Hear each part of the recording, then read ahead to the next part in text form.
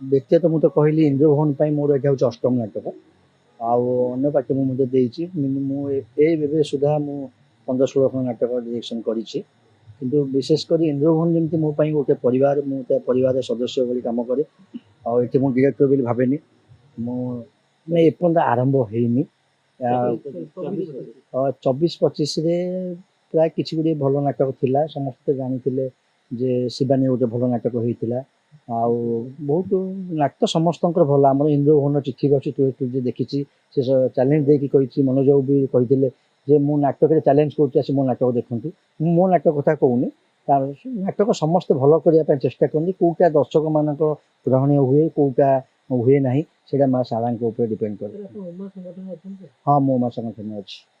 ଶାରଦା ପ୍ରସାଦ ଜଣା, ଏଇ ଯେଉଁ ପ୍ରଥମ ନାଟକ ଆଜି ଆଖଡ଼ା ପୂଜା ହେଇଛି, ମୁଁ ତାର ହେଉଛି ନିର୍ଦ୍ଦେଶକ।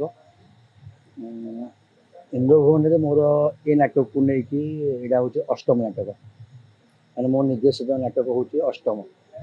ଏବଂ ଏ ଯିଏ ରଚନା ରାଇଟର ଅଛନ୍ତି ସନ୍ତୋଷ ନାରାୟଣ ଦାସ, ତାଙ୍କର ଏଇଟା ହେଉଛି 10ମ କି 11ତମ ନାଟକ ହେବ। ତ ଏଇ ଫାର୍ମ ଆମ ପାଇଁ ନୂଆ ନୁହଁ। ଏଇ ଫାର୍ମ ବିଶେଷତ୍ୱ ହେଲା, ମୁଁ ଦୀର୍ଘ 2018 ମସିହାରୁ ନିଜେ ସାର୍ ମୋତେ ଡିରେକ୍ସନର ଦାୟିତ୍ୱ ଦେଇଥିଲେ। ଆଜି ପର୍ଯ୍ୟନ୍ତ ଯେଉଁ ନାଟକ କରିଛି ଦର୍ଶକଙ୍କ ହୃଦୟକୁ ସେ ଛୁଇଁଛି। ଏବଂ ଇନ୍ଦ୍ରଭୁବନ ପରିବାରର ଯେଉଁ ଭଲ ପାଇବା, ମନୋଜ ନାୟକର ମୋ ଉପରେ ଯେଉଁ ଅଟୁଟ ବିଶ୍ୱାସ, ଆଜି ଯାଏ ମା ଶାରଦାଙ୍କ କୃପାରୁ ସବୁ ଠିକ୍ଠାକ୍ ଚାଲିଛି। ଆଜି ଆପଣମାନେ ତ ସମସ୍ତେ ଜାଣିଛନ୍ତି, ଆଜି ଇନ୍ଦ୍ରଭୁବନର ପାରମ୍ପରିକ ରୀତିରେ ପ୍ରଥମ ନାଟକ ପୂଜା ହେଇଗଲା। ଏବଂ ଯାହା ପ୍ରାରମ୍ଭିକ କାର୍ଯ୍ୟକ୍ରମ ଥାଏ ସେଇଟା ଆମର ମଧ୍ୟ ସରିଛି। ଆଉ ନାଟକଟି ଆଶା ରଖୁଛି, ଯାହା ଇନ୍ଦ୍ରଭୁବନ ପରିବାର ଆମ ଉପରେ ବିଶ୍ୱାସ ରଖିଛି, ଆମେ ସେଇଟା ଭେଟି ଦେବୁ ବୋଲି ଆମେ ଆଶା ରଖୁଛୁ। ସବୁକିଛି ଶାରଦାଙ୍କ ଉପରେ ନିର୍ଭର କରେ। ତଥାପି ଆଶୀର୍ବାଦ ନେଇକି ଆସିଛୁ। ଆଉ ମୋର ବିଶ୍ୱାସ ଅଛି ନାଟକଟି ବହୁତ ସରସ ସୁନ୍ଦର ହେବ। ସମସ୍ତେ ଭଲ କଳାକାର ବି ଅଛନ୍ତି। ଆଉ ଆଶା କରୁଛି ନିଶ୍ଚୟ ଗୋଟେ ଭଲ ନାଟକ ହେବ। 10ରୁ 11 ଦିନ ଆମକୁ ସମୟ ମିଳେ ଗୋଟେ ନାଟକ କମ୍ପ୍ଲିଟ୍ ପାଇଁ। ଆଉ ନିଶ୍ଚିତ ସେଇ 10-11 ଦିନ ଭିତରେ ଭଲ, ଯେହେତୁ ସମସ୍ତେ ଭଲ କଳାକାର ମାନେ ଅଛନ୍ତି, ଏ ବର୍ଷ ଇନ୍ଦ୍ରଭୁବନ ବହୁତ ଭଲ ନାଁ କରିବ, ଆଗକୁ ଯିବ, ଗୋଟେ ଭଲ ମେସେଜ ଦେବ ଓଡ଼ିଶାକୁ।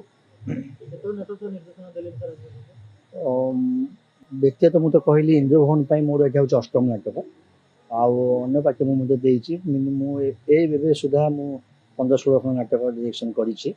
କିନ୍ତୁ ବିଶେଷ କରି ଇନ୍ଦ୍ରଭୁବନ ଯେମିତି ମୋ ପାଇଁ ଗୋଟେ ପରିବାର, ମୁଁ ତା ପରିବାରର ସଦସ୍ୟ ଭଳି କାମ କରେ। ଆଉ ଏଠି ମୁଁ ଡିରେକ୍ଟର ବୋଲି ଭାବେନି।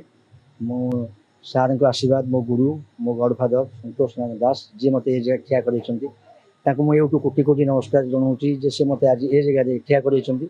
ଆଉ ଥରେ ବି ମନୋଜ ନାୟକ ଧନ୍ୟବାଦ ଦେଉଛି ଯେ ମୋତେ ସେ ସୁଯୋଗ ଦେଇଥିଲେ ପ୍ରଥମେ 2018ରେ, ଯେତେବେଳେ ମୁଁ ଆଷ୍ଟାନୀ କାମ କରୁଥିଲି, ଯେ ନୂଆ ପିଲା ଆଗକୁ ଆସନ୍ତୁ। ଆଉ ସବୁବେଳେ ମନୋଜ ବାବୁଙ୍କର ଗୋଟେ ଆଶା ଥାଏ ଯେ ନୂଆକୁ ନେଇ ସେ କାମ କରିବେ।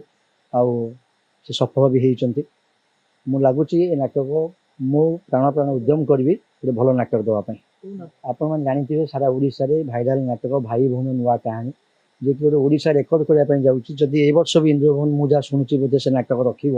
ଯଦି ଏ ବର୍ଷ ରଖେ ତାହେଲେ ବୋଧେ 7 ବର୍ଷ କମ୍ପ୍ଲିଟ୍ କରିବ ଭାଇ ଭଉଣୀ। ଗୋଟେ ମାଇଲି ଖୁଣ୍ଟ ଯିଏକି ବୋଉ ପେଙ୍କାଳି ବଜେଇ ଯେ 6 ବର୍ଷ ଚାଲିଥିଲା, ଆଉ ଏଇଟା ଗୋଟେ ମାଇଲି ଖୁଣ୍ଟ ଅତିକ୍ରମ କରୁଛି।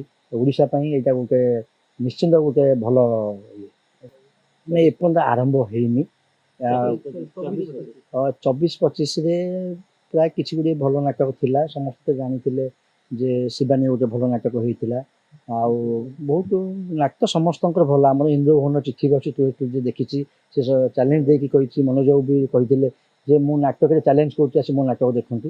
ମୁଁ ମୋ ନାଟକ କଥା କହୁନି, ତାର ନାଟକ ସମସ୍ତେ ଭଲ କରିବା ପାଇଁ ଚେଷ୍ଟା କରନ୍ତି, କେଉଁଟା ଦର୍ଶକମାନଙ୍କ ଗ୍ରହଣୀୟ ହୁଏ, କେଉଁଟା ହୁଏ ନାହିଁ, ସେଇଟା ମା ଶାରଦାଙ୍କ ଉପରେ ଡିପେଣ୍ଡ କରେ। ହଁ, ମୋ ମା ସଂଗଠନ ଅଛି।